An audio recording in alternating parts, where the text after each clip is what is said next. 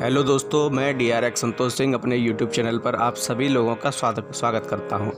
दोस्तों, सन 2024 में ऋषि पंचमी का व्रत किस दिन रखा जाएगा, इस व्रत का महत्व क्या है, कौन सी तिथि है और उसका अनुष्ठान कैसे होगा, इसके अलावा क्यों रखा जाता है ऋषि पंचमी का व्रत। दोस्तों, इसकी कहानी क्या है, इसकी कथा क्या है, आज के इस वीडियो में हम जानेंगे। दोस्तों, ऋषि पंचमी का जो महत्वपूर्ण त्यौहार है वह नज़दीक आ रहा है। हिंदू कैलेंडर के अनुसार ऋषि पंचमी भादों के महीने में यानी भाद्रपद महीने में शुक्ल पक्ष के 5वें दिन यानी पंचमी तिथि को मनाई जाती है। यह त्यौहार गणेश चतुर्थी के अगले दिन ही पड़ता है।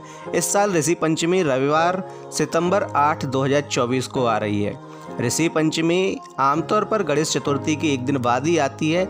यह तिथि सप्त ऋषि यानी कश्यप, अत्रि, भारद्वाज, विश्वामित्र, गौतम महर्षि, जमदग्नि और वशिष्ठ की पूजा का दिन है। केरल में इस दिन को विश्वकर्मा पूजा के रूप में भी मनाया जाता है। ऋषि पंचमी व्रत में मुख्य रूप से उन महान संतों के प्रति सम्मान, कृतज्ञता व्यक्त की जाती है जिन्होंने समाज के कल्याण में बहुत योगदान दिया है। ऐसा माना जाता है कि ऋषि पंचमी व्रत सभी के लिए लाभकारी होता है, लेकिन इस व्रत को महिलाओं द्वारा विशेष रूप से किया जाता है। ऋषि पंचमी का त्यौहार एक महिला के लिए पति के प्रति अपनी आस्था, कृतज्ञता, विश्वास और सम्मान व्यक्त करने का एक तरीका है। इस पर्व पर व्रत करने से अनजाने में किए गए पापों का नाश होता है। तो आइए जानते हैं इस त्यौहार के बारे में, इसके पीछे की कहानी और इससे जुड़े हुए पूजा की रस्मों के बारे में। दोस्तों, ऋषि पंचमी 2024 का समय और तिथि क्या है? तो ऋषि पंचमी रविवार सितंबर 8, 2024 को है। इसका पूजा का शुभ मुहूर्त है सुबह 11:06 से दोपहर 1:33 तक। ये अवधि है 2 घंटे 27 मिनट की। दोस्तों, ऋषि पंचमी जो प्रारंभ होगी वह 7 सितंबर 2024 की शाम 5:37 से होगी और इसकी समाप्ति होगी 8 सितंबर 2024 की शाम 7:58 पर। दोस्तों, ऋषि पंचमी के व्रत का उद्देश्य क्या है, क्यों रहते हैं भारत में ऋषि पंचमी का व्रत? दोस्तों, हिंदू परंपराओं के अनुसार जो महिलाएं मासिक धर्म या पीरियड के दौरान जो अनुभव करती हैं कि वे किसी घरेलू कार्यों में शामिल हो गई हैं या करने के लिए उन्हें मना किया जाता है, जब तक वे इस अवस्था में हैं, यहाँ तक कि उन्हें पूजा पाठ से जुड़ी चीज़ों को छूने की भी मनाही होती है।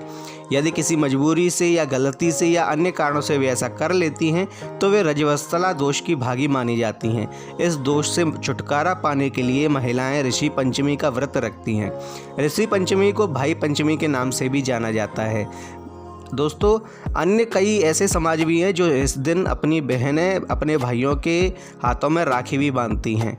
दोस्तों, ऋषि पंचमी के पीछे की कहानी क्या है? तो एक बार की बात है, विदर्भ देश में एक ब्राह्मण अपनी समर्पित पत्नी के साथ रहता था। ब्राह्मण के एक पुत्र और एक पुत्री थी। उसने अपनी बेटी की शादी एक सुसंस्कृत ब्राह्मण व्यक्ति से करा दी, लेकिन लड़की के पति की असमय मृत्यु हो गई, जिससे लड़की विधवा का जीवन व्यतीत करने लगी। वह अपने पिता के यहाँ वापस आ गई और फिर वहीं रहने लगी। कुछ दिनों बाद लड़की के पूरे शरीर में कीड़े हो गए, जिससे उसकी मुश्किलें खड़ी कर दी। उसके माता पिता भी चिंतित हो गए। वे इस समस्या के समाधान के लिए एक ऋषि के पास गए। प्रबुद्ध ऋषि ने ब्राह्मण की बेटी के पिछले जन्मों में झांका। ऋषि ने ब्राह्मण और उसकी पत्नी से कहा कि उनकी बेटी ने पिछले जन्म में कोई एक धार्मिक नियम का उल्लंघन किया था। मासिक धर्म के दौरान उसने रसोई में कुछ बर्तनों को छुआ था। ऐसा करके उसने उन पाप को आमंत्रित किया था जो उसके वर्तमान जन्म में परिलक्षित हो गए हैं। पवित्र शास्त्रों में कहा गया है कि जो महिला मासिक धर्म में है उसे धार्मिक चीज़ों और बर्तनों को नहीं छूना चाहिए। ऋषि ने उन्हें आगे बताया कि लड़की ने ऋषि पंचमी का व्रत भी नहीं किया था, यही कारण है कि उसे इन परिणामों का सामना करना पड़ा। ऋषि ने ब्राह्मण से यह भी कहा कि अगर लड़की पूरी श्रद्धा और भक्ति के साथ ऋषि पंचमी का व्रत रखती है और अपने पापों के लिए क्षमा मांगती है तो उसे अपने पिछले कर्मों में से छुटकारा मिल जाएगा और उसके शरीर में कीड़ों से मुक्ति मिल जाएगी। लड़की ने वही किया जो उसके पिता ने उसे बताया और वह कीड़ों से मुक्त हो गई। दोस्तों ऋषि पंचमी पर की जाने वाली पूजा की विधि क्या है और उसका अनुष्ठान कैसे करना चाहिए। दोस्तों ऋषि पंचमी के दिन स्नान करने के बाद स्वच्छ वस्त्र धारण करें। अपने घर में साफ जगह पर हल्दी कुमकुम रोली का उपयोग करके चौकोर आकार का चित्र बनाएं। मंडल पर सप्त ऋषि की प्रतिमा स्थापित करें। चित्र के ऊपर शुद्ध जल और पंचामृत डालें। चंदन से टीका लगाएं। सप्त ऋषि की फूलों की माला और पुष्प अर्पित करें। उन्हें पवित्र धागा यानी कि यज्ञोपवीत पहनाएं। उन्हें सफ़ेद वस्त्र भेंट करें। साथ ही फल मिठाई आदि भी अर्पित करें।